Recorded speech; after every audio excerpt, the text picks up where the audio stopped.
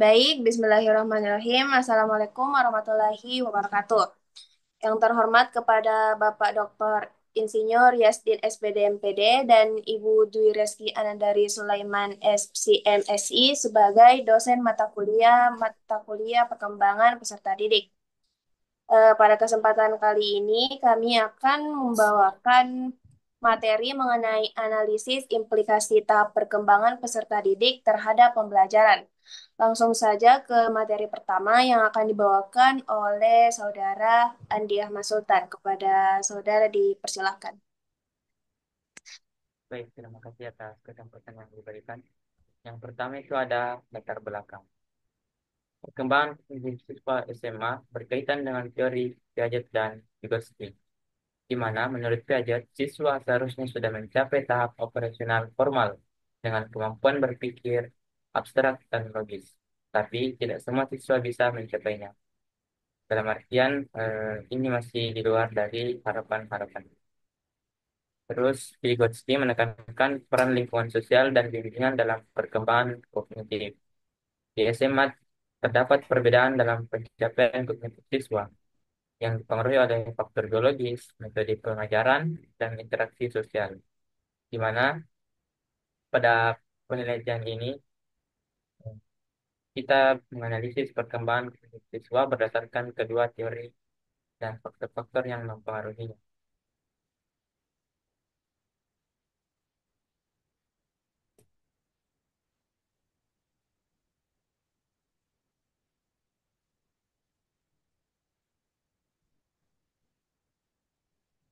Baik, yang kedua itu landasan teori.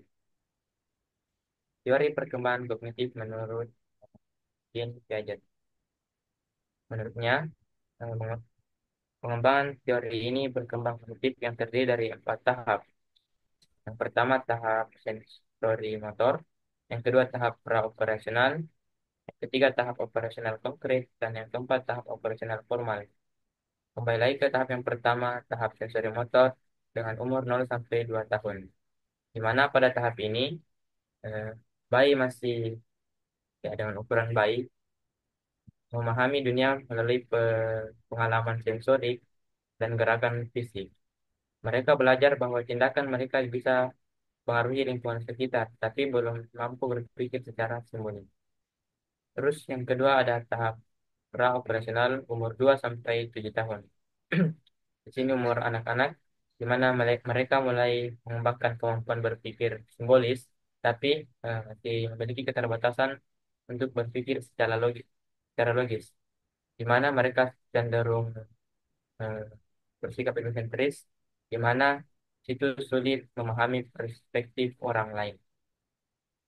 Pada tahap yang ketiga, operasional konkret umur 7 sampai 11 tahun, di mana di sini anak-anak sudah bisa mampu berpikir lebih logis dibanding tahap sebelumnya. Tapi masih terbatas pada situasi yang konkret juga. Mereka bisa memahami konsep konservasi, klasifikasi, dan hubungan sebab akibat, tapi belum bisa berpikir abstrak secara penuh. Dan yang keempat, tahap operasional formal, di mana di sini tahap yang diharapkan untuk siswa SMA. Ini tahap ini adalah tahap tertinggi dalam perkembangan kognitif menurut Piaget, di mana pada tahap ini seseorang atau individu sudah bisa berpikir secara abstrak, logis, dan sistematis. Di mana mereka bisa membuat hipotesis, mempertimbangkan beberapa kemungkinan, serta menggunakan penalaran deduktif dalam pemecahan masalah yang terdapat di sana. Terus yang kedua ada teori perkembangan menurut Lev Vygotsky, di mana di sini menekankan peran interaksi sosial di dalam perkembangan kognitif. Di sini ada 3 teorinya. Yang pertama ada zona perkembangan proksimal atau biasa disingkat ini. Yang kedua ada scaffolding, dan yang ketiga peran bahasa dan interaksi sosial. Kembali ke pertama pada zona perkembangan proksimal atau JPD, di mana ini mengacu pada perbedaan antara yang dapat dilakukan seseorang siswa dan apa yang bisa mereka capai dari bantuan orang lain yang lebih kompeten. dalam konteks siswa SMA, di mana siswa bisa berpikir abstrak, dapat terbantu dengan bimbingan dari guru atau kerjasama dengan temannya yang lebih mahir di dalam suatu materi. Yang kedua adalah scaffolding. Scaffolding adalah yang berkaitan dengan dukungan yang diberikan kepada siswa seperti pada guru di selama proses pembelajarannya, di mana ini dalam praktiknya bisa berupa bimbingan di dalam pemecahan masalah atau di dalam diskusi kelompok yang di mana menuntut kita untuk berpikir kritis.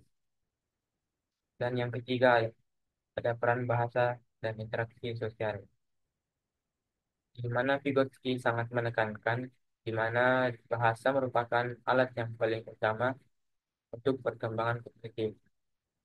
Contohnya seperti diskusi, argumentasi, dan komunikasi dengan orang lain atau bersosial.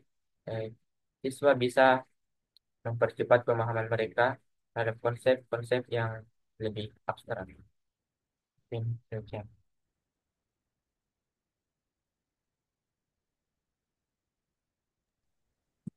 Baik, selanjutnya akan dilanjutkan oleh Saudara Muhammad Fauzan.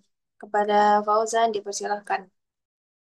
Baik, terima kasih atas kesempatannya. Izin melanjutkan. Yang ketiga adalah relevansi teori Piaget dan Vygotsky dengan pendidikan SMA. Teori Piaget dan Vygotsky sangat relevan dalam pendidikan SMA karena siswa menghadapi tantangan akademik yang kompleks. Nah, berikut adalah relevansi kedua teori dalam konteks pendidikan SMA. Yang pertama adalah pemahaman konsep abstrak dan kompleks, yang dimana siswa diharapkan mampu memahami mata pelajaran seperti matematika, fisika, kimia, dan filsafat yang menuntut pemikiran yang abstrak. Nah, yang kedua itu pentingnya interaksi sosial dalam pembelajaran. Menurut Vygotsky, perkembangan kognitif tidak hanya tergantung pada kematangan biologis, tetapi juga pada lingkungan sosial. Oleh karena itu, strategi pembelajaran berbasis diskusi, kerja kelompok, dan metode belajar kolaboratif menjadi sangat efektif bagi siswa SMA.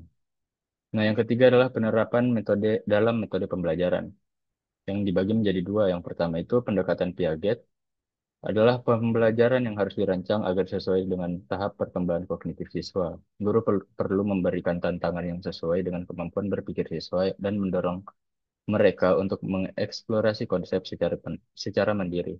Nah, yang kedua itu pendekatan Vygotsky, yang di mana guru harus menerapkan strategi pembelajaran berbasis interaksi sosial seperti diskusi kelompok, proyek kolaboratif, dan penggunaan teknologi sebagai alat bantu untuk mengembangkan kemampuan berpikir siswa. Yang terakhir itu peningkatan kemandirian berpikir, yang di mana teori Piaget menekankan pentingnya kemandirian dalam berpikir. Sementara Vygotsky menyoroti peran bimbingan sosial. Dalam konteks SMA, kombinasi kedua teori ini dapat diterapkan melalui pembelajaran berbasis proyek atau yang biasa disebut dengan project based learning. Baik, bisa dilanjut ke slide berikutnya. Kita lanjut ke deskripsi kasus. Yang pertama adalah gambaran umum peserta didik dalam kasus.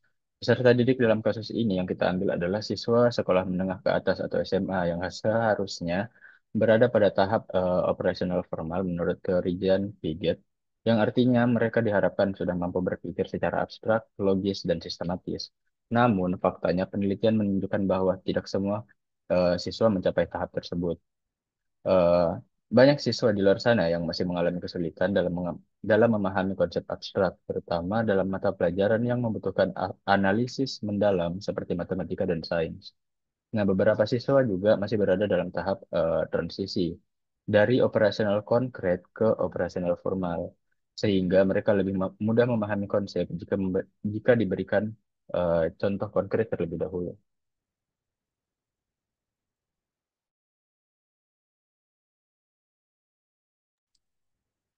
Selanjutnya akan dilanjutkan oleh Saudari Nur Mulyani Arif. Kepada Saudari Muli dipersilahkan.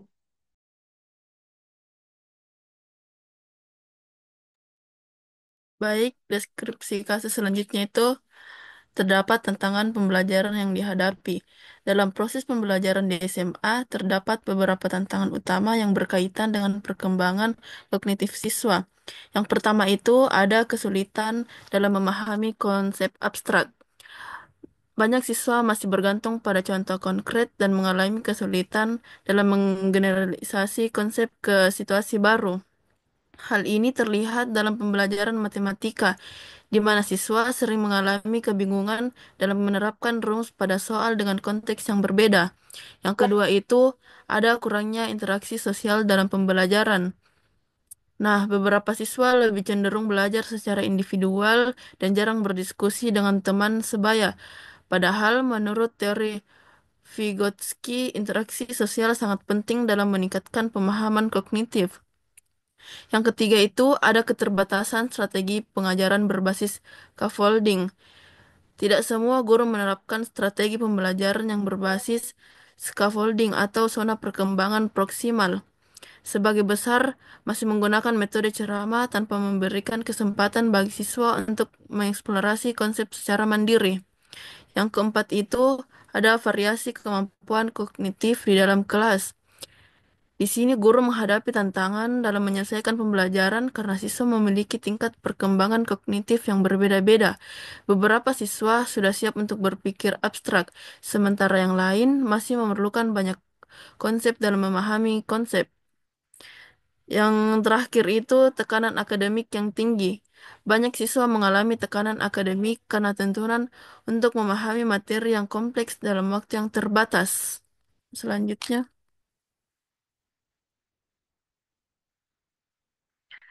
selanjutnya ada analisis kasus. Pada analisis kasus ini terdapat identifikasi tahap perkembangan peserta didik. Mengacu pada teori Piaget dan data dari penelitian di SMA, perkembangan kognitif siswa SMA dapat dikategorikan ke dalam tiga kelompok utama. Yang pertama itu ada siswa yang sudah sepenuhnya berada di tahap operasional formal. Nah, di sini siswa dalam kelompok mampu berpikir secara abstrak dan logis tanpa perlu contoh konkret. Mereka memahami konsep matematika dan sains dengan baik serta mampu menghubungkan berbagai informasi untuk menyelesaikan permasalahan kompleks. Yang kedua itu ada siswa yang berada dalam tahap transisi dari operasional konkret ke operasional formal. Dalam kelompok ini mencakup sebagian besar siswa SMA. Mereka dapat berpikir abstrak dalam beberapa situasi, tetapi masih memerlukan dukungan dalam contoh konkret atau bimbingan dari guru dan teman sebaya. Dan yang terakhir itu ada siswa yang masih berada di tahap operasional konkret. Siswa dalam kelompok ini masih mengalami kesulitan berpikir secara abstrak dan lebih mengandalkan pengalaman konkret. Mereka cenderung menggunakan pendekatan hafalan dibandingkan pemahaman konsep yang mendalam.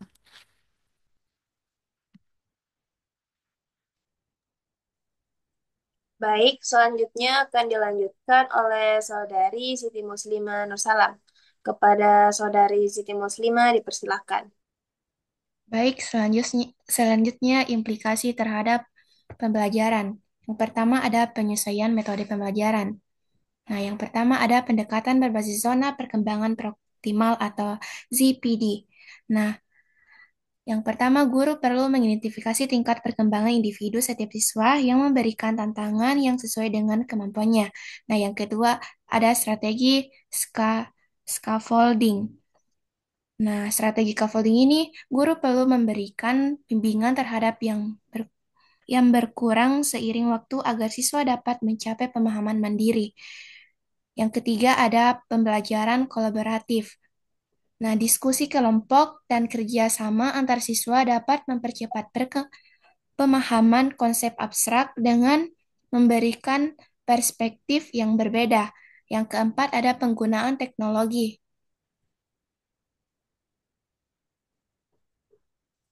Yang keempat ada penggunaan teknologi dalam pembelajaran. Nah, yang pertama simulasi interaktif dan media digital dapat membantu siswa memahami konsep abstrak secara lebih konkret dan penggunaan platform pembelajaran daring dapat membantu siswa belajar sesuai dengan ritme mereka masing-masing. Nah, yang kelima ada pembelajaran pendekatan berbasis masalah. Nah, siswa diberikan permasalahan nyata yang relevan dengan kehidupan sehari-hari sehingga mereka dapat mengembangkan keterampilan berpikir kritis dan analisis. Nah, selanjutnya ada menerapkan menerapkan pendekatan differentiated inclusion. Nah, pendidikan perlu menyesuaikan strategi mengajar sesuai dengan tingkat perkembangan kognitif siswa. Nah, yang kedua ada meningkatkan interaksi dalam pembelajaran. Nah, guru sebaiknya mendorong partisipasi aktif siswa dengan melibatkan mereka dalam diskusi, eksperimen, dan proyek kelompok. Yang ketiga ada menggunakan evaluasi formatif. Nah, evaluasi formatif secara berkala diperlukan untuk mengetahui sejauh mana pemahaman siswa terhadap materi yang diajarkan. Nah, yang keempat, mendorong kemandirian belajar. Nah, pendidikan dapat memberikan tugas eksploratif yang memungkinkan siswa menggali informasi secara mandiri. Dan yang terakhir, menyesuaikan kurikulum dengan kebutuhan kognitif siswa. Nah, kurikulum sebaiknya mempertimbangkan variasi tingkat berpikir siswa agar setiap individu mendapatkan pengalaman belajar yang sesuai.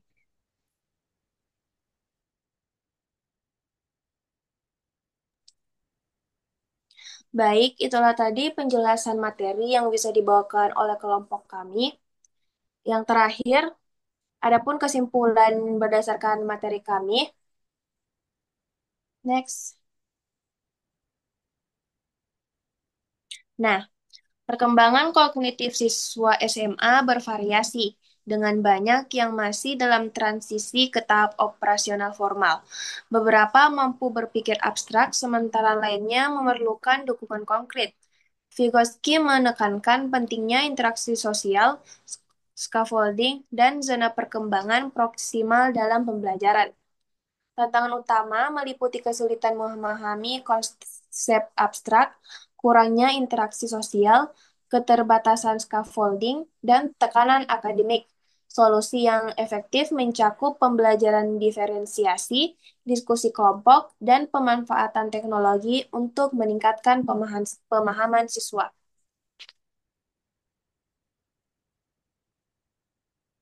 Nah, berdasarkan kesimpulan yang diperoleh, adapun beberapa rekomendasi utama bagi pendidik dan pemangku kebijakan dalam pendidikan, antara lain, yang pertama, penyesuaian metode pengajaran. Gunakan strategi berbasis scaffolding dan zona perkembangan proksimal agar dapat pembelajaran lebih bertahap. Yang kedua, peningkatan interaksi. Terapkan diskusi kelompok dan pembelajaran kooperatif untuk memperkaya pemahaman siswa. Kemudian yang ketiga, pemanfaatan teknologi. Gunakan alat bantu visual, simulasi interaktif, dan platform digital untuk mendukung pemahaman konsep abstrak. Dan yang terakhir, evaluasi kurikulum. Lakukan evaluasi berkala dan sesuaikan kurikulum agar lebih fleksibel sesuai perkembangan kognitif siswa. Baik, itulah tadi penjelasan materi yang bisa disampaikan oleh kelompok kami. Kurang dan lebihnya mohon dimaafkan. Saya tutup dengan ucapan terima kasih. Wassalamualaikum warahmatullahi wabarakatuh.